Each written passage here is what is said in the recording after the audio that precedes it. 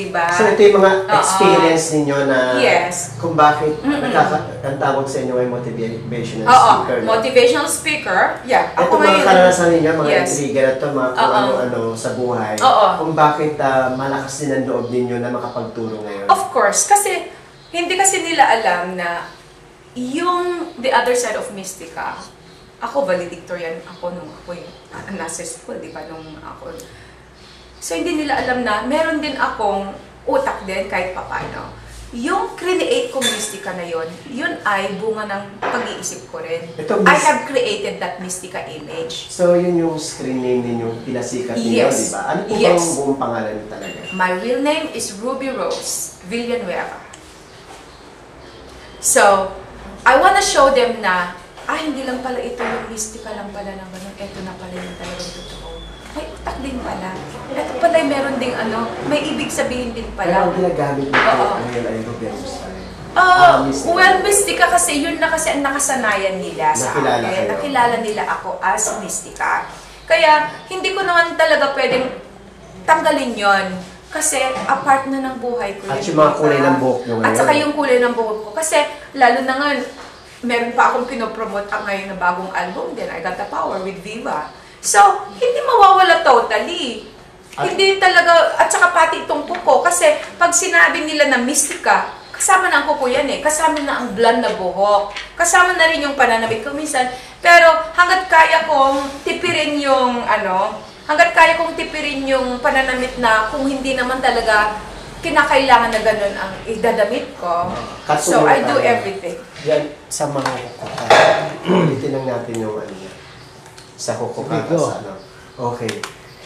Walang nabago po kundi yung ginagawa nyo ngayon. Yes. Pero physical po. Yeah, physical. Kasi kasama pa rin, pag nakita kasi ang Mystica, kasama na ang kuko. Ito yung Le Charmant. Kasi of course, ine-endorse ko na yung Le Charmant.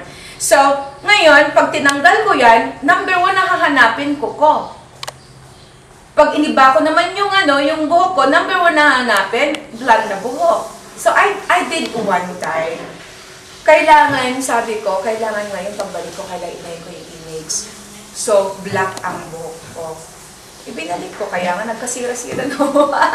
Pero talaga nag-desisyon kayo na yun pa rin. Oo, nag-desisyon na talaga ako. Kasi hindi na ako. Hindi na talaga hindi ko talaga pwedeng tanggalin yun. Because it's still a part of me. Ang iniba ko lang talaga, yung pananaw sa buhay, yung ugali ko, kung paano ako i-deal ngayon ang showbiz, kung paano i-control. Kasi at that time, na-manipulate ako, most of the time, in-influensyahan ako, dahil akala ko, sige, okay lang po, yun, if that's what it takes para ako isisikat. Pero ngayon, ako, pagdating ko dito noon, of course, ang dami na namang lumapit sa akin. Gusto daw nila, kailangan daw, ako ulit, magpabongga ulit, kailangan meron na naman daw ulit drama. Sabi ko, hindi yun ang binalikan ko. Hindi na baling, hindi ako sisikat agad. I have to start all over in my own way. Not your way anymore. Kasi before, lahat kung ano yung way na gusto nilang palabasin, sinunod ko. Ako naman, dapat ako yung masunod. Because this is me right now. Kumbaga, lahat yun na sinunod yun. Sinunod ko. Dahil yun ang kagustuhan nila. So, yung mga binagit yung may mga kasinungalingan, may mga... Of course, lahat yun! Lahat yun ay sinunod ko. Pero nung sa... Kung minsan pa nga, nagugulat na lang ako, may ibang intriga na naman pala. Pero nagpakatatag kayo. Yes. Pero hindi kayo marunong niya sa buhay. Alam mo, sa totoo, I'm very emotional. I'm a very emotional person. Kaya nga pag naalala ko na yung mga pambabanat nila, kasi not necessarily lang sinunod ko. Yung parang na-manipulate ako dahil sa sitwasyon. Let's say, may biglang darating. Wala akong choice. I have to defend myself. I have to. Ganon ang mga pangyayari. Kahit hindi ko sana nagkagustuhan na mangyari, nangyari. Kahit hindi naman yung gimmick o sasabihin nila, pinalabas lang, hindi. Ang nangyari is, bigla na lang dumating ang mga intriga, kailangan, I had to go along with it dahil I had to defend myself. Ganon ang nangyari. Hanggang sa wala na akong choice. But I could have done the other way. Dapat, nag-shut up na lang ako. Diba? Ang ginawa ko kasi, sinunod ko kung ano yung nila drama nila Ano sa inyo? So, I regret those. Saan kayo nalulungkot? Pag nag-isa na kayo? Saan ako nalulungkot? Pag nag-isa kayo? Ayoko kasi na na forever na lang na yung mga isip ng tao, yun na lang, manatili na lang doon. Di ba sometimes na you know yourself better, kaya lang sa pananaw ng ibang tao, iba, ang sakit nun, di ba? So it's very sad na kung alam lang nila, di ba? Yung ganun eh. Diba? Sometimes na masakit yung ang pagkakalam nila napakasama mong tao, pero deep in your heart, alam ng Diyos yan. Ang Diyos lang ang nakakalam talaga kung sino ako. Pero ang ibang tao, ang akala nila, napakasama ko. Ayun, ang hindi ko matanggap. Kaya, hanggat kaya kong ipakita na, this is me, tanggapin niyo ako, hindi. Gagawin ko sa sarili kong paraan. Kaya kung minsan, yung ginagawa kong pagbibigay ng tulong ay sarili kong decision yun. Not necessarily na, not necessarily talaga na ipapangalandakan ko or whatever. Pero, ang sa akin, kung gagawin ko ito, kung meron mang makakita, tutularan ako, yun na eh. Diba? Ang sarap ng feeling. Ang saya, diba? Yung nakatulong ka ng tao. Of course, I cannot save the whole world.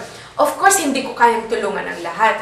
Pero yung maano lang yung ipakita mo, yung konting tulong, katulad niyan sa Rojas Boulevard, kasi may sentimental value sa akin, ang Rojas Boulevard. Bakit po? Kasi nung pagpunta ko sa Maynila, kasi I started with nothing. Wala akong pera. Ang dala-dala ko lang noon, isang maleta, ang kuya ko. Naglalakad kami sa Rojas Boulevard. Ang kuya ko, habang kumakanta ako noon sa Eduardo's o kay Wild Duck, Night Rider, naglalakad yan. Maghanap na naman kung saan ako kakanta ng sing-along ulit para may trabaho ako the following morning. 150 pesos a night. Mamaya sabi ko, kuya, gutom ako.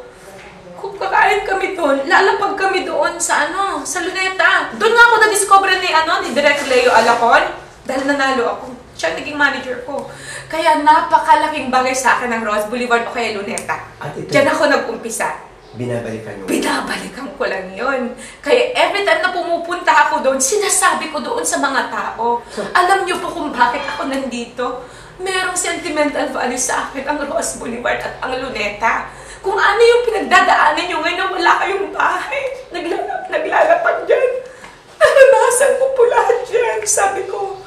Kaya, ang sa akin, yung isineshare ko sa inyo, para bang, ang sarap lang kasi na kahit pa paano makita nyo na si Mystica, naabot na niya kung ano yung dapat niyang naabot.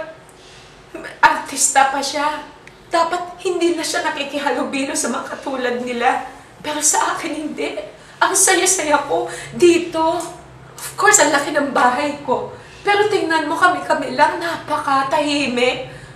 Walang buhay. Walang saya. Tuwing nandun ako kahit once a week lang o kaya twice a week, kung kailan ako napapadaan, ang say-say ng feeling ko. Dahil yun ang reality. Oh. Yun ang real life. Kumbaga kasi yun ang buhay mo. Yun ang buhay ko. Noon pa. Noon. Kaya hindi ako nahihiya na sabihin sa kanila na alam niyo yung buhay niyo, naranasan ko. Ngayon po, no, yung nangyari na yan, yun ang nagbigay sa'yo ng kahulugan ng buhay. Oo, talaga. Kasi what they are having right now, yun ang totoong buhay. Pero nung kasikatan nyo, syempre, nakalimutan nyo na. Oo, dumating yung punto talaga na para bang ayaw ko nang balikan yung mga ganon, ayaw ko nang lumingon kasi sabi ko, naabot ko na to eh.